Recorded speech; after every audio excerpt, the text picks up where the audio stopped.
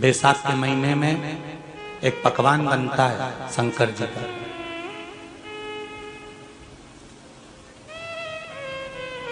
शिव जी के हाथ में त्रिशूल है, शिव जी के 3 नेत्र हैं, बेलपत्री में भी 3 बोलते जाओ पत्ती है।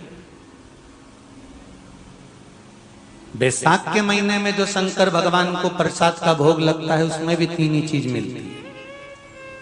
सत्तू कोई दूसरे महीने में बनता है? जम के तो बोलो नहीं। कब बनता है?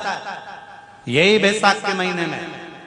चने की दाल, गेहूं और जौ, इन तीनों को गलाकर सेक कर जो सत्तू तैयार होता है, इसी बैसाख के महीने में परशुराम जयंती के दिन या अमावस्या के दिन या पूर्णिमा के दिन शंकर भगवान को समर्पित होता है और भगवान विष्णु को समर्पित होता है। दुनिया के लोग कहते क्या होता है सत्तू से? सास अपनी बहू से कहती है बेटा सत्तू बना ले, थोड़ा सा सत्तू बाजार से ले आना, 10 रुपए का खरीद कर ले आना। आज सत्तू, आज अपन पूजन करेंगे सत्तू की, अक्षय तृतीया है, थोड़ा सा पूज देंगे, थोड़ा सा भगवान को भोग लगा देंगे, सत्तू का लड्डू बना लेंगे। बोलो री जी सही है कि गलत है? बाजार में भी सत्तू मिलता है तो बच्चे कहते हैं, बहुएं कहती हैं कौन खाएगा, काय को ला रहे हो, सत्तू का क्या काम है? पर शिव महापुराण की कथा कहती है, स्कंद पुराण की कथा कहती है, जिस समय पर बैसाख के महीने की सुंदर अमावस्या का दिन था, उस दिन माता पार्वती शंकर भगवान के लिए जब पकवान बनाने के लिए बैठी, कुछ नहीं मिला, तब माता पार्वती ने 3 अनाज को लिया, एक चना, दूसरा गेहूं और तीसरा जो, इन तीनों को भींग रहे थे उसको लेकर आए गंगा जी में से, उसको सेक कर माता ने अंगीठी पर और उसका जो सत्तू बनाकर शिव को दिया। शंकर भगवान ने कह दिया, सुन पार्वती, ये सत्तू नहीं, ये मेरी औषधि है। बैसाख के महीने में जो खाएगा वो जिंदगी भर रोएगा नहीं, शरीर से स्वस्थ हो। अब उसको लोगों ने हंसी खेल में ले लिया, सत्तू का क्या काम, मम्मी हम नहीं खाएंगे, बड़ा पूरा। शिव जी का एक एक चीज बैसाख के महीने में पियो बेल। बेल मतलब समझ गए? बेल का रस। बैसाख के महीने में पियो बेल और शरीर को रखो ऑलिव बेल। शरीर बेकार नहीं होगा, शरीर बेकार नहीं हो सकता। अब शिव आराधना तो करो। हाँ, जिंदगी की मोड़ पर शंकर परीक्षा बहुत लेते हैं, बहुत परीक्षा। एक सुंदर संवाद आता है स्कंद पुराण, शायद आप लोगों ने सुना होगा, सुना हो तो भी सुन लो, नहीं सुना हो तो भी सुन लो। कांति नगर में राजा श्रियाजी रहते थे, उनकी धर्मपत्नी का नाम था चांगुणा। क्या नाम है उनका? चांगुणा। चांगुणा शिव भक्ति में लीन रहती थी, उसे शंकर की भक्ति के सिवा कुछ सुहाता ही नहीं था, शिव आराधना के सिवा उसको कुछ भाता ही नहीं था। दिन भर शंकर की शरणागति करना, शिव का स्मरण करना, शिव भक्ति में डूबे रहना। शंभो शंकर कह रहे, माँ उमा से, माँ पार्वती से मेरा महेश कह रहा है, मेरा बाबा भोलेनाथ, मेरा बाबा विश्वनाथ, मेरा त्रिकालदर्शी कैलाशी अविनाशी कह रहा है कि हे पार्वती,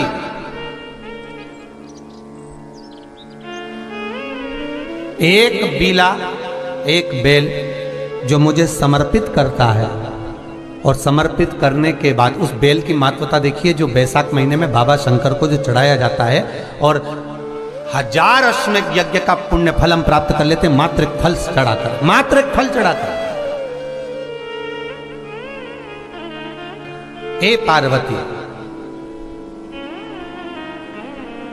संसार का मनुष्य जब मुझे वो बेलपत्र समर्पित कर, वो बेल का फल समर्पित करता है, पार्वती वो फल जो मुझे चढ़ता है, फिर मैं भले नर्मदा के जल से निकला हुआ कंकर शंकर क्यों ना हूं, फिर चाहे मैं गंगा के जल से निकला हुआ कंकर शंकर क्यों ना हूं, चाहे फिर मैं यमुना के जल से निकला हुआ कंकर शंकर क्यों ना हूं, चाहे मैं सरयू के जल से निकला हुआ कंकर शंकर क्यों ना हूं, चाहे मंदाकिनी के जल से निकला हुआ कंकर शंकर क्यों ना हूं, ए पार्वती फिर जो भी शिवलिंग पर वो बेल समर्पित होता है वो बेल उठाकर जीव अपने कार्य में ले सकता है। ये माँ उमा से कह रहा है। तो उस बेल की महत्वता जानेंगे।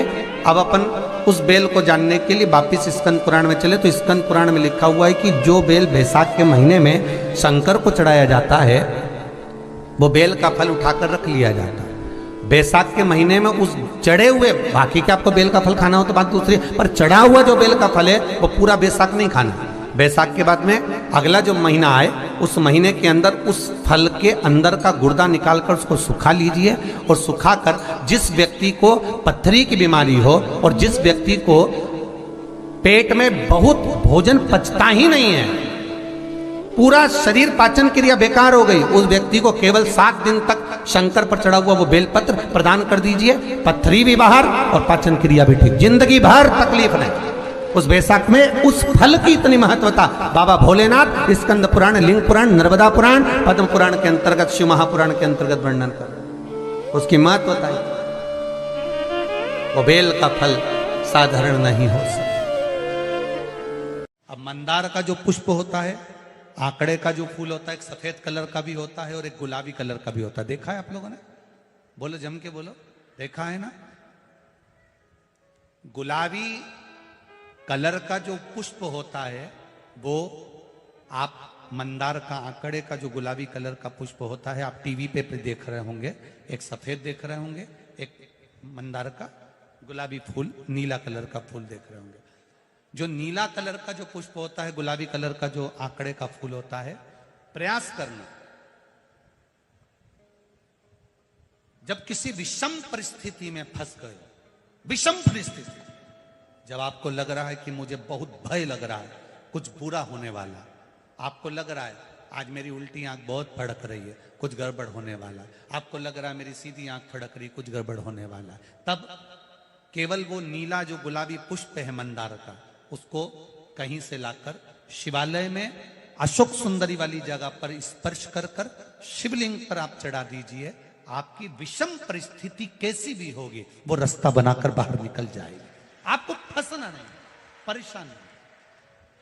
मंदार आंकड़ा, सफेद आंकड़े का पुष्प भी भगवान शिव को समर्पित होकर, जैसे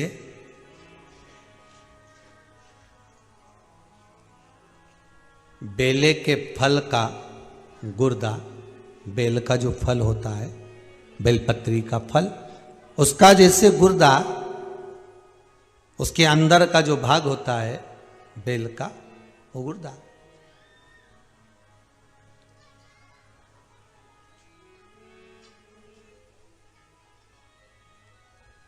उसको अग्नि में जलाकर उसकी भस्म तैयार कर कर छान कर जब जब आपके यहां विद्वान ब्राह्मण शिव जी का